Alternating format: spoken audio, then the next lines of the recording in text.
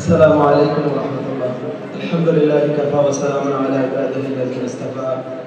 أما بعد فأعوذ بالله من الشيطان الرجيم. بسم الله الرحمن الرحيم. শহীদ ঈদগাহ বাংলাদেশ ইসলামী ছাত্র শিবির জুড়ে উপজেলা শাখা কর্তৃক আয়োজিত আজকের এই এসএসসি দাখিল পরীক্ষার্থী উত্তীর্ণ শিক্ষার্থী ভাই বোনদেরকে নিয়ে আজকের এই সুন্দর আয়োজন সম্বোধন অনুষ্ঠানের সম্মানিত সভাপতি অতিথিবৃন্দ এবং আমাদের একান্তই আত্মারাত্মীয় সম্মানিত ছাত্রছাত্রী ভাই বোনেরা, আসসালামু আলাইকুম ওয়া রাহমাতুল্লাহ। আমরা মহান আল্লাহ তাআলা দরবারে শুকরিয়া জ্ঞাপন করছি যে মহান আল্লাহ তাআলা আমাদেরকে দীর্ঘ সময় লেখাপড়া করে একটা সুন্দর ফলাফল আমাদের পরিবারকে, আমাদের প্রতিষ্ঠানকে, আমার নিজের জন্য অর্জন করার যে সুযোগ আল্লাহ তাআলা দিয়েছেন, এজন্য মহান মাহবুবের দরবারে আমরা শুকরিয়া জ্ঞাপন করি। আমরা সবাই বলছি আলহামদুলিল্লাহ। প্রিয় শিক্ষার্থী ভাই বোনেরা, আমি তোমাদের সামনে দুইটি কথা বলতে চাই। ইসলামী ছাত্র শিবির আজকে তোমাদেরকে নিয়ে এই সুন্দর আয়োজন করছে। মূলত তোমাদেরকে ইসলামী ছাত্র শিবির কি মেসেজ দিতে চায়? ইসলামী ছাত্র শিবির তোমাদেরকে এই মেসেজ দিতে চায় যে তোমার শুধুমাত্র তুমি মাধ্যমিক জ্ঞানের মাত্র প্রথম যে সিঁড়ি, এই সিঁড়িতে মাত্র তুমি পা দিতে যাচ্ছ। শুধুমাত্র তুমি জ্ঞানের প্রথম সিঁড়িতে তুমি এখন মাত্র পা দিবে। এই মুহূর্তে ইসলামী ছাত্র শিবির তোমাকে এই মেসেজটা দিতে চায় যেন তোমার জীবনটা এত সুন্দর হয়ে গড়ে তুমি গড়তে পারো। তুমি যেন তোমার এই জীবনের সময়টাকে অবহেলায় না কাটিয়ে এবং নতুন ক্যাম্পাসে গিয়ে যদি তুমি নিজেকে নানানভাবে অনৈতিকতার সাথে যদি তুমি জড়িয়ে যাও, তাহলে কিন্তু তোমার ক্যারিয়ারটা ধ্বংস হবে, তোমার জীবনটা ধ্বংস হয়ে যাবে। এজন্য ইসলামী ছাত্র শিবির তোমাকে এই মেসেজ দিচ্ছে যে তুমি যখন নতুন ক্যাম্পাসে যাবে তখন তুমি এমন কিছু বন্ধুকে বেছে নেবে যারা তোমাকে আল্লাহর দিকে ডাকবে, যারা তোমাকে নৈতিকতার দিকে ডাকবে, যারা তোমাকে সরল সঠিক পথের দিকে ডাকবে, যারা তোমাকে প্রত্নষ্ট করবে না, এমন এমন ভালো চরিত্রবান মানুষের সাথে মিশে তোমার জীবন পরিচালনা করবে। এই মেসেজটা দিচ্ছে ইসলামী ছাত্র শিবির।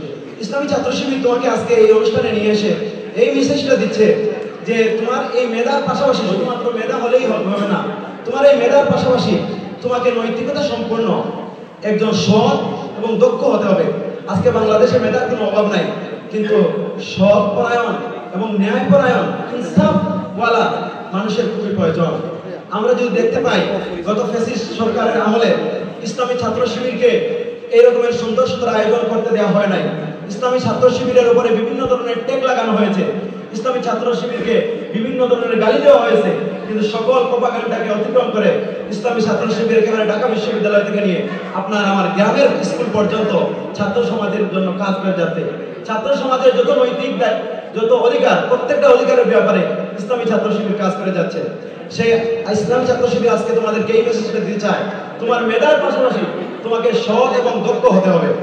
যদি সৎ এবং দক্ষ না হয় তাহলে দেখেন এই যে ফ্যাসিস্ট সরকারের সময়ে যে পুলিশ কমিশনার যিনি ছিল বেনজির আহমদ, সেই বেনজির আহমদ শুধুমাত্র একজন ব্যক্তি, তার কিন্তু যোগ্যতার কোনো অভাব ছিল না, তার মেধার কোনো অভাব ছিল না, তার সার্টিফিকেটের কোনো অভাব ছিল না, কিন্তু নৈতিকতা নামক যে সোনার হরিণটি সেটি তার মধ্যে ছিল না।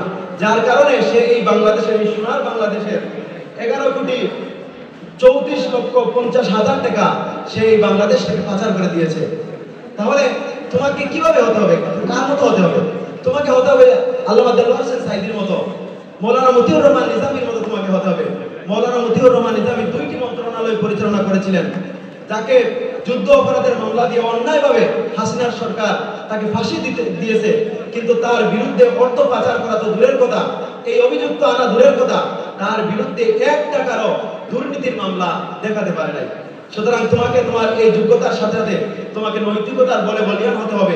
ইসলামী ছাত্র শিবির তোমাকে সেই মেসেজটা দিচ্ছে। আসো, আমি তোমার সকলের প্রতি উদাত্ত আহ্বান জানাচ্ছি, ইসলামী ছাত্র শিবির ছাত্রদের সকল নৈতিক সকল অধিকারের ব্যাপারে সচেতন এবং সবসময় ছাত্র সমাজকে নিয়ে কাজ করতে চায়। আসো আমরা সকলে মিলে ছাত্র শিবিরের এই হাতকে মজবুত করি এবং সব জায়গায় বিশ্ববিদ্যালয় থেকে নিয়ে একবারে গ্রামের স্কুল পর্যন্ত সব জায়গায় ইসলামী ছাত্র শিবির আপনাদের জন্য কাজ করে যাচ্ছে। তাই ইসলামী ছাত্র শিবিরকে যথাযথভাবে ইসলামী ছাত্র শিবিরের সাথে সম্পৃক্ত হয়ে আমরা যেন ইসলামী ছাত্র শিবিরের সব বিষয়গুলা ফলো করে আমরা যেন নৈতিকতা সম্পন্ন একজন মানুষ হতে পারি, এই দেশের জন্য আমরা যেন কিছু করতে পারি, ফ্যাসিস্ট মুক্ত এই সোনালী বাংলাদেশ যেন আমরা করতে পারি, বৈষম্য মুক্ত বাংলাদেশ যেন করতে পারি। এজন্য ইসলামী ছাত্র শিবিরের হাতে হাত রেখে আমরা যেন আমাদের ভোটটা আরো বেগবান করতে পারি। আল্লাহ তাআলা তৌফিক দান করুন। ওয়া আখিরু দাওয়ানা আলহামদুলিল্লাহি রাব্বিল আলামিন। আসসালামু আলাইকুম।